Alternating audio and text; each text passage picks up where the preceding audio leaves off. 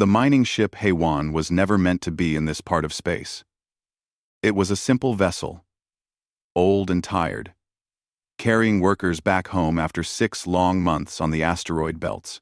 But the navigation system failed, and the ship drifted into territory that belonged to creatures humanity had only heard stories about. The Vareth. They were wolf-like beings from a frozen world called Koran. They stood on 2 legs like humans, but they had fur the color of winter storms, claws that could tear through metal, and teeth made for killing. For 300 years, they had ruled their corner of the galaxy through fear. No species had ever won a war against them. Most did not survive long enough to try. When the HFY crossed into Vareth space, its fate was already decided. The attack came without warning. 3 Vareth patrol ships appeared from behind a dead moon and opened fire. The HFY had no weapons, no shields worth mentioning, and no chance. The crew screamed as the ship broke apart around them. Emergency systems activated, and the broken vessel crash-landed on a small, cold moon with no name. Kang Taeho woke up in the wreckage with blood on his face and silence in his ears. He was 34 years old, a medic who had spent his life fixing broken people in broken places. He was not a soldier. He was not brave in the way soldiers were brave, but he knew how to stay calm when everything was falling apart, and right now, everything was falling apart. He pulled himself from the twisted metal and looked around. The ship was destroyed. Fires burned in the distance. Bodies lay still in the snow. But some people were moving, calling out, alive. Taeho counted 7 survivors, including himself. There was Yuna, a young engineer with a broken arm. There was Captain Bora, an older woman, with gray hair and hard eyes. There were 4 others, miners and technicians, all of them scared and hurt. They gathered in the largest piece of the ship that still had walls and a roof. It was cold, but the emergency heaters worked. They had food for maybe 2 weeks, water for less, and no way to call for help. The Vareth will come, Captain Bora said. Her voice was flat. They will find us, and they will kill us. That is what they do. No one argued with her. Taeho left the group to search the wreckage for medical supplies. He moved through the broken hallways, stepping over debris and trying not to look at the bodies of people he had known. He found bandages, painkillers, and a few tools. It was not much, but it was something. Then he heard the sound. It was small and weak, like a sick animal crying in the dark. Taeho followed it through a collapsed section of the ship, climbing over bent metal and shattered glass. The sound grew louder. It was coming from something that did not belong to the HFY, a transport pod, Vareth design. It must have been attached to one of the patrol ships when the HFY crashed. The collision had brought it down with them. The pod was cracked open, its systems dead, its lights dark. Inside were 3 small creatures. Taeho stopped breathing. They were Vareth cubs. Babies. They were no bigger than human infants, covered in soft gray fur, with eyes that had not yet opened. They were shaking from the cold, crying from hunger, and clearly dying. Taeho stood there for a long moment. His mind told him to walk away. These were the children of monsters. The Vareth had just killed most of his crew. If he brought these cubs back to the others, they would want to use them as hostages. Or worse. But his heart told him something different. They were babies. They were cold, and scared, and alone. They did not choose to be born Vareth. They did not choose any of this. Taeho reached into the pod and lifted the first cub. It was so light, so fragile. It made a small sound and pressed itself against his chest. Seeking warmth, he picked up the other 2 and held all 3 against his body, wrapping his jacket around them. He carried them back to the shelter. The reaction was exactly what he expected. "Are you insane?" one of the miners shouted. "Those are Vareth. Their parents are coming to kill us. We should use them," another said. "Trade them for our lives." "They will not trade," Captain Bora said quietly. "The Vareth do not negotiate, they only take." Then we should kill them now, the first miner said, before they grow up and kill us. Teho looked at the man. The cubs were still pressed against his chest, still shaking, still crying their small, weak cries. No, Teho said. What do you mean, no? I mean no. I will not let you hurt them. They are babies. They have done nothing wrong. They are the enemy. Teho shook his head. They are children. And I am a medic. I save lives. That is what I do. That is all I know how to do. He turned away from the group and found a quiet corner of the shelter.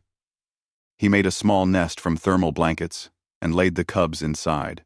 They cried louder when he put them down, so he picked them up again and held them close. He found nutrient paste meant for human infants in the emergency supplies. He did not know if Verath could eat it, but he had to try. He fed them slowly, carefully, drop by drop.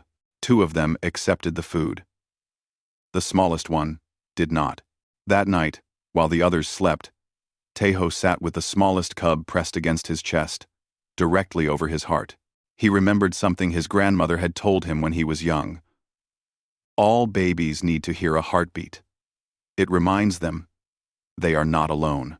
He did not know if it would work on an alien creature, but he held the cub close and let it feel his heart beating, slow and steady.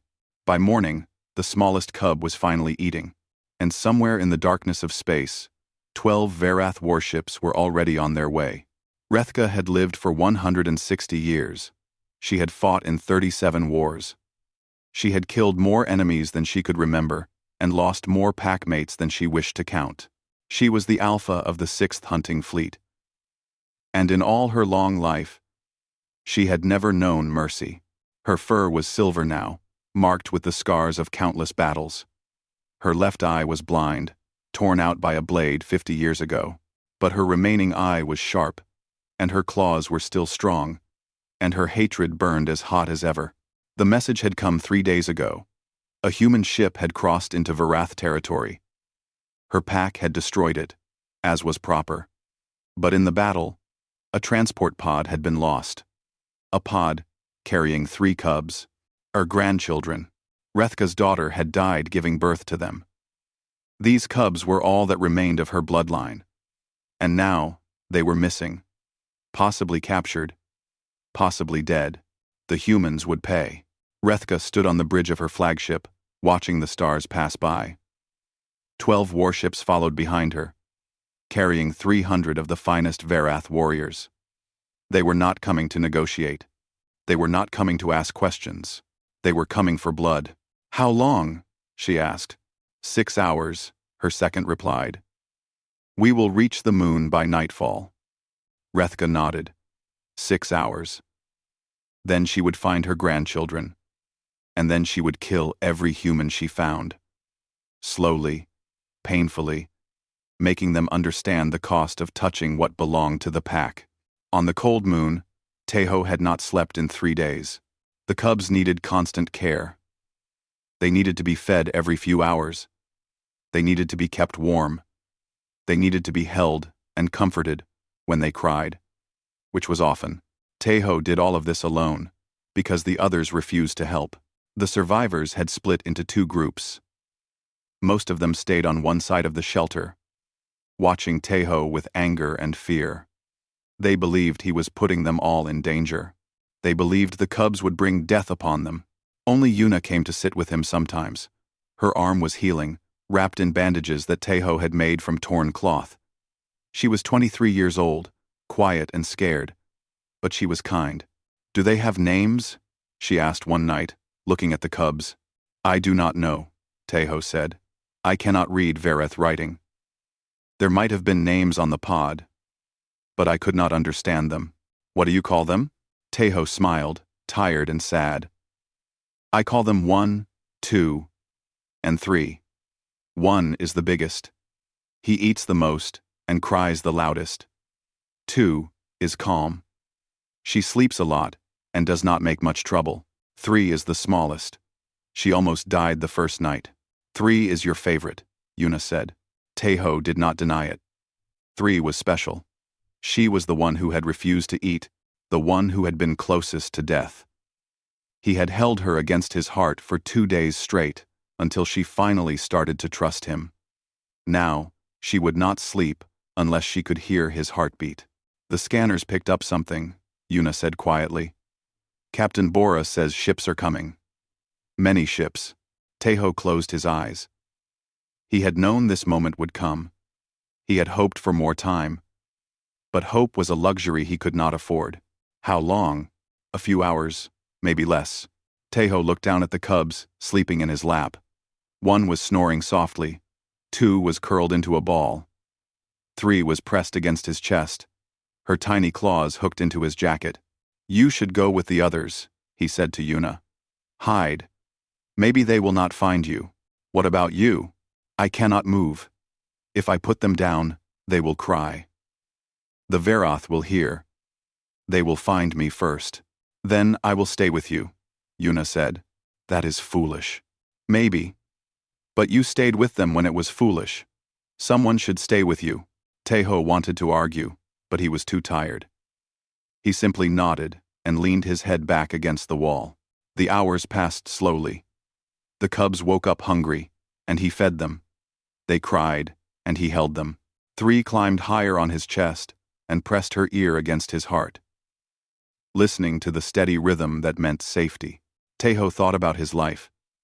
He thought about his grandmother, who had raised him after his parents died. He thought about the small clinic in Busan, where he had worked before joining the mining ships. He thought about all the patients he had saved and all the ones he had lost. He was not a hero. He had never wanted to be one. He just wanted to help people, to fix what was broken, to ease what was painful. And now he was going to die for 3 alien babies that he had known for less than a week. He found that he did not regret it. The cubs trusted him. They had come into his arms shaking and terrified. And now they slept peacefully, because they believed he would keep them safe. He could not betray that trust. He would not. Outside, the sky began to darken. Not from nightfall, but from shadows. The shadows of ships descending through the clouds. The Verath had arrived. Tejo heard the others panicking, running, trying to hide in the wreckage of the Haywan. He heard Captain Bora shouting orders that no one followed. He heard the thunder of landing craft hitting the ground, but he did not move. He sat in his corner, holding the cubs close, and he waited. 3 stirred against his chest. She made a small sound. Something between a whimper and a question. Tejo stroked her soft fur and whispered the same words his grandmother had whispered to him when he was small and scared. It is okay. I am here. I will not let anything hurt you. I promise. The doors of the shelter exploded inward, and the wolves came in. The Verath warriors moved like shadows made of teeth and claws. 30 of them poured into the shelter, their black armor gleaming in the dim light, their weapons raised and ready. They had been trained, since birth, to kill. They had never known defeat. And tonight, they had come for vengeance. The leader of the ground team was called Koran. He was young for a warrior, only 40 years old, but he was fast and brutal and utterly loyal to his alpha. Rethka had given him one order. Find the cubs, alive or dead. Kill everyone else. Koran was happy to obey. His warriors spread through the shelter, checking every corner, every shadow. They found the first humans, hiding behind broken machinery. The miners screamed and begged, but Koran did not understand their language and would not have cared if he did. Then a voice called out, "Wait." Koran turned. A human female was walking toward him. She was small and thin, with one arm wrapped in bandages. She held no weapon. She showed no fear. This was Yuna. She stopped a few steps away from Koran and looked up at him. He was twice her height and 10 times her strength. One swipe of his claws would end her life. But she did not run. Instead, she pointed toward the back of the shelter and stepped aside. Koran did not understand. Humans were supposed to fight or flee. They were supposed to beg or scream. This one did neither. She simply stood there, calm and steady, and pointed. He growled a command, and his warriors moved toward the back of the shelter. They pushed through broken furniture and scattered supplies, their claws ready, their fangs bared, and then they stopped, all of them, at once, as if frozen by some invisible force. Corin pushed forward to see what had caused his warriors to pause. He was ready for a trap, ready for an ambush, ready for anything. He was not ready for what he found. A human male sat against the wall. He was not large or strong. He was thin and tired, with dark circles under his eyes and dried blood on his face. His eyes were closed. He was sleeping, and on his chest, curled together like a single ball of gray fur, were the 3 cubs. The smallest one was pressed directly over the human's heart, her ear flat against his chest, listening to the rhythm of his life. The other 2 were nestled beside her, their tiny claws hooked into his jacket, holding on as if they would never let go. They were sleeping. Corin felt his blood turn cold. In Varath culture, there were many ways to show trust. A warrior might expose his throat to a superior. A hunter might share his kill with a friend, but there was one gesture that stood above all others. One act that meant more than words could ever express: to sleep upon another's heart. Among the Varath, this was how cubs bonded with their mothers. In the first weeks of life, when they were blind and helpless, they would press themselves against their mother's chest and listen to her heartbeat. That sound became their definition of safety. It became the center of their world. A cub would only sleep on the heart of someone they trusted completely. Someone they believed would protect them from all harm. Someone they considered family. And these cubs, the grandchildren of the Alpha herself, had chosen a human. Corin did not move. His warriors did not move. They stood in silence, staring at something that should have been impossible. The human stirred. His eyes opened slowly, heavy with exhaustion. He saw the warriors standing over him, saw their weapons, saw their fangs, and for a moment, fear flashed across his face. But then he looked down at the cubs in his arms, and the fear disappeared. His hands tightened around them, not in threat, but in protection. His body curved around them like a shield. He was ready to die for them. Corin could see it in his eyes.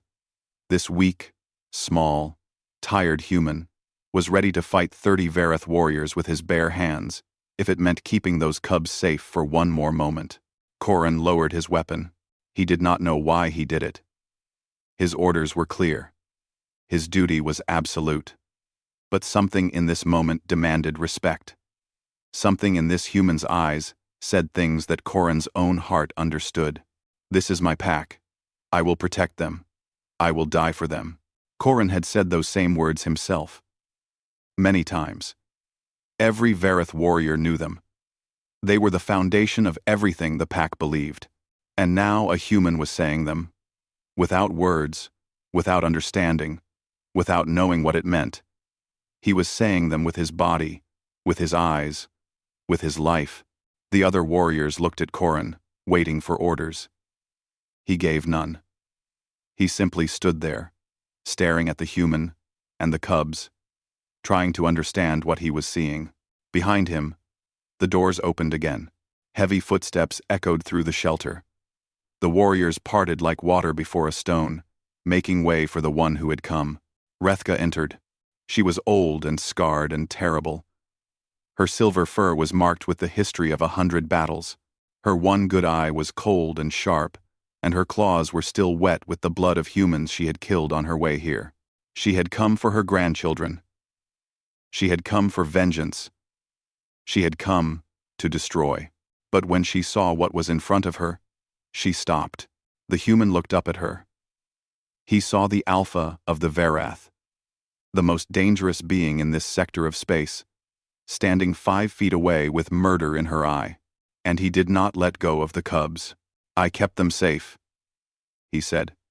His voice was quiet and tired and steady. They were scared. They were cold. They were dying. And I kept them safe. Rethka did not understand his words. But she understood his tone. She understood the way his hands held her grandchildren. She understood the way the smallest cub pressed herself against his heart, sleeping without fear. She took one step forward. Then another. She lowered her massive head until her nose was inches from the human's face, and she breathed in his scent. She smelled exhaustion. She smelled fear. She smelled milk and warmth, and 3 days without sleep. She smelled a creature who had given everything he had to keep 3 small lives burning. She smelled something she had not expected to find in a human. She smelled pack. Tejo did not move. He could not move. The Alpha's face was so close that he could feel her breath on his skin, hot and sharp, smelling of blood and something ancient. Her teeth were longer than his fingers. Her eye was deep and gold, and full of things he could not name. He was going to die. He knew this with perfect clarity, but he would not let go of the cubs. He would hold them until his last breath, and maybe, just maybe, that would be enough to make her understand. The cubs stirred against his chest. The smallest one, 3, opened her eyes. She saw Rethka looming above them, and for a moment, Tejo expected her to cry out in fear. Instead, she made a small sound of happiness. A greeting. A welcome. She knew this face. She recognized her grandmother, but she did not leave Tejo's arms. She pressed herself closer to his heart and closed her eyes again, returning to sleep. Rethka watched this. Something changed in her expression. The cold fury that had driven her across the stars began to crack, like ice breaking under unexpected warmth. The other cubs were waking now. 1 yawned and stretched his tiny claws. 2 blinked her eyes and looked around with sleepy confusion. They saw the warriors. They saw the Alpha. They saw the destruction and chaos of the shelter, but they did not cry. They did not shake. They simply nestled deeper into Tejo's jacket and went back to sleep. They felt safe. In the middle of all this fear and death, wrapped in the arms of a human, they felt completely safe. Rethka pulled back her head. She stood at her full height, towering over everyone in the room. The warriors watched her with silent tension, waiting for her command. The surviving humans cowered in the corners, certain that death was coming. But Rethka did not give the order to kill. Instead, she spoke. Her voice was rough and deep, shaped by a language that human throats could not produce. "This one," she said in Vareth. "What did he do?" Corin stepped forward. "We found him like this, Alpha." The cubs were sleeping on his chest. "They have been there for some time. He was protecting them, protecting them." Rethka repeated the words slowly, as if tasting them. "From what?" "From us, Alpha. From everything. We found evidence that he kept them alive. Nutrient paste, thermal blankets. He has not slept in days." Rethka looked down at the human again. He was still watching her, still holding the cubs, still ready to fight, even though he had no chance of winning. She had killed thousands of enemies in her life. She had torn apart warriors twice this human's size. She had watched entire species beg for mercy and granted none, but she had never seen anything like this. A creature protecting cubs that were not his own. A creature sacrificing sleep, safety, and possibly his life for children of his enemy. A creature who looked at death and said, "No, not today. Not while they need me." This was not human behavior. This was pack behavior. Rethka made a decision. She lowered herself to one knee, bringing her face level with the human's. He flinched, but did not look away. Good. She respected that. She reached out one massive hand, claws retracted, and touched the smallest cub gently. 3 made a happy sound and nuzzled against her grandmother's fingers without leaving Tejo's chest. Then Rethka did something that made every warrior in the room gasp. She placed her hand on top of the human's hand, the hand that was holding her grandchildren, and she pressed down gently. Not in threat, in acknowledgement, in acceptance. She spoke one word in the human tongue. She had learned it years ago, from a human prisoner who had lived longer than most. She had never thought she would use it. Brother. Teho did not understand at first. The word was rough, barely recognizable, spoken by a throat that was not made for human language. But then, he saw the way she was looking at him. He saw the way her hand rested on his. He saw the way the warriors had lowered their weapons, and he understood. Brother. He repeated back to her. His voice was shaking. His eyes were wet. But he held her gaze, and did not look away. Rethka stood. She turned to her warriors and spoke in rapid Verath. Teho could not understand the words, but he could see their effect. The warriors relaxed. Some of them even lowered their heads in the same gesture Rethka had made. Korin approached Teho slowly, carefully. He knelt down and looked at the cubs with something like wonder in his eyes. You saved them, he said. His human words were even rougher than Rethka's. But Teho understood. You are not enemy now. You are pack. The other survivors were brought forward. They were terrified, shaking, certain that they were about to die. But Rethka simply looked at them, and then looked at Teho. Your pack? She asked. Teho hesitated. These people had wanted to kill the cubs. They had called him insane. They had refused to help, but they were still human. They were still his people. Yes, he said. My pack. Rethka nodded. Then they live. Captain Bora fell to her knees and wept. The miners and technicians collapsed against each other, overwhelmed with relief. Yuna simply smiled and wiped her eyes with her good hand. The Verath began to move through the shelter, but not to destroy. They brought supplies from their ships. Food. Medicine. Warm blankets. They treated the humans not as prisoners, but as guests.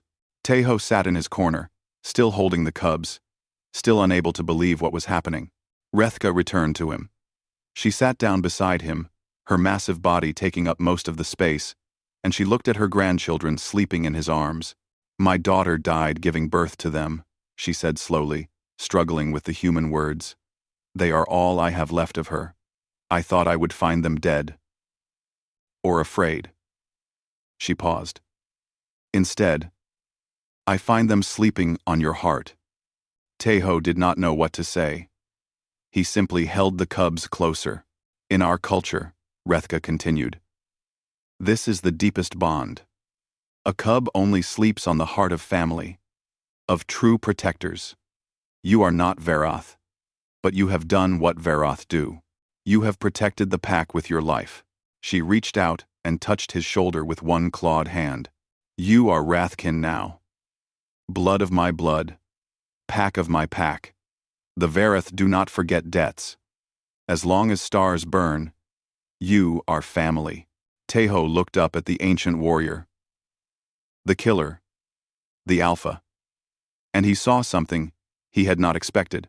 He saw gratitude. He saw respect. He saw, perhaps, the beginning of something like love. Thank you, he whispered. Rethka made a sound that might have been a laugh. No, small brother. Thank you. Outside, the sun was rising over the cold moon. And for the first time in a week, Kang Teho closed his eyes and slept. The news spread across the galaxy like fire through dry grass. The Verath, the wolf lords of Koran, the species that had never known peace, had done the impossible. They had let humans live. More than that, they had called a human brother. At first, no one believed it. The Verath were killers, conquerors, monsters from the dark edges of known space. They did not make friends. They did not show mercy.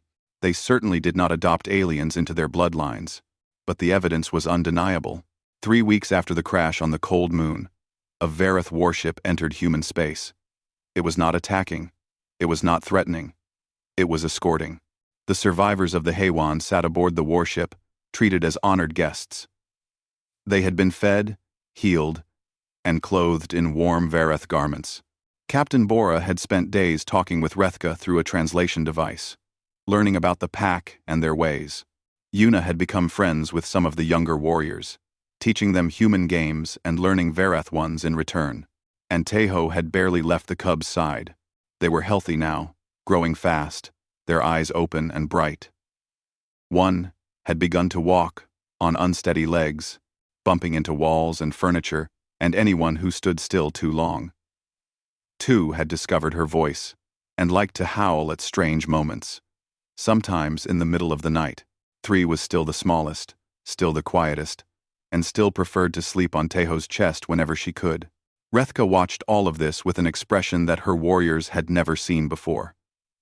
It was soft, almost gentle.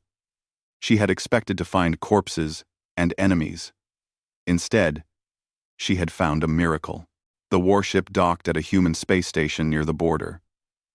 Thousands of people had gathered to see it, kept back by security forces who were not entirely sure what to expect. Cameras broadcast every moment to billions of viewers across human space. The airlock opened. The survivors walked out first, blinking in the bright lights, overwhelmed by the crowds. Then came the Varath warriors, tall and terrible and strangely peaceful. Then came Rethka, Alpha of the 6th Fleet, walking with the dignity of a queen. And finally, walking beside her, came Kang Teho. He was carrying Three in his arms. She was too big for him to hold comfortably now. But she refused to walk when she could be carried. 1 and 2 walked beside him on their own legs, occasionally bumping against his knees. The crowd fell silent. Humans stared at the wolf warriors. Wolf warriors stared at the humans. For a long moment, no one moved. Then Rethka stepped forward. A translation device on her collar allowed her words to be understood by everyone present. "I am Rethka of Koran," she said, "Alpha of the 6th Fleet. I came to this place seeking blood. I came to kill. I came for vengeance." She paused. "But I found something else." She turned and looked at Teho. He was standing quietly, holding Three against his chest, trying not to look at the cameras. "This human saved my grandchildren. He kept them warm when they were cold. He fed them when they were hungry. He held them when they were afraid. He did this knowing that we were coming to kill him. He did this knowing he might die for it." Rethka's voice echoed through the station. "We Varath have a word for this. We call it Rathkin. It means pack soul. It means someone who protects the young, not because they must, but because they cannot do otherwise. It is the highest honor we can give." She turned back to the crowd. "Kang Teho is Rathkin. He is blood of my blood. The Varath will protect him until the stars burn out. And for his sake, for the sake of this one human who showed us that your species is more than we believed, we will give humanity a gift we have never given anyone." She raised one clawed hand. Peace. The galaxy changed that day. Diplomats arrived within hours. Treaties were written within weeks. Trade routes opened within months. The Varath, who had spent 300 years conquering and killing, began to build bridges instead of walls. Not all of them were happy about it. Some warriors grumbled that the old ways were being forgotten. Some humans remained afraid, convinced that the Varath could not be trusted. Change was slow and difficult, and full of setbacks, but it happened. Because of one medic on a cold moon, two species that should have been enemies began to learn how to be friends. Teho returned to Earth. He went back to Busan, back to his small clinic by the docks, back to his quiet life of fixing broken people. The government offered him medals. The media offered him fame. Companies offered him money. He refused everything. He did not want to be a hero. He did not want to be famous. He just wanted to do his job and live his life. And maybe, sometimes, remember the feeling of 3 small cubs sleeping on his chest. But fame found him anyway. People recognized his face on the street. Reporters waited outside his clinic. Strangers stopped him to shake his hand and thank him for saving humanity. He handled it as well as he could. He smiled. He nodded. He answered questions politely and then went home to his small apartment and closed the door.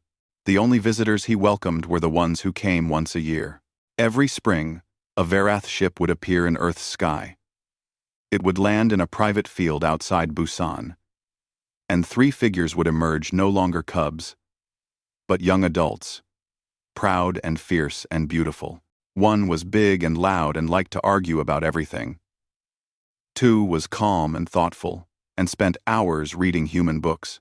3 was still the smallest of the 3, still the quietest, and still always found her way to Taeho's side. They would spend a week with him. They would eat human food, and watch human movies, and walk through human streets, drawing stares from everyone they passed. They would sleep in a pile on his living room floor, just as they had slept in his arms on that cold moon so many years ago. And on the last night, before they left, they would gather around him and press their heads against his chest, listening, remembering, the heartbeat that had meant safety when they were small and afraid and alone. Then they would stand and bow their heads and speak the word that bound them together across all the distances of space. Brother. Taeho would smile and touch each of their faces with gentle hands. Always, he would say, always. And somewhere out among the stars, Rethka would sit on the bridge of her flagship and receive the message that her grandchildren had landed safely. She would close her eye and remember a tired human in a broken shelter, holding 3 dying cubs against his heart. She had come for blood that day. She had found something better. She had found family. And the Varath, who had never known peace, learned that strength was not just the power to destroy. It was also the power to protect, the power to love, the power to hold something small and fragile and precious, and to say, I will keep you safe. That was the lesson Kang Taeho had taught them. That was humanity's gift to the stars.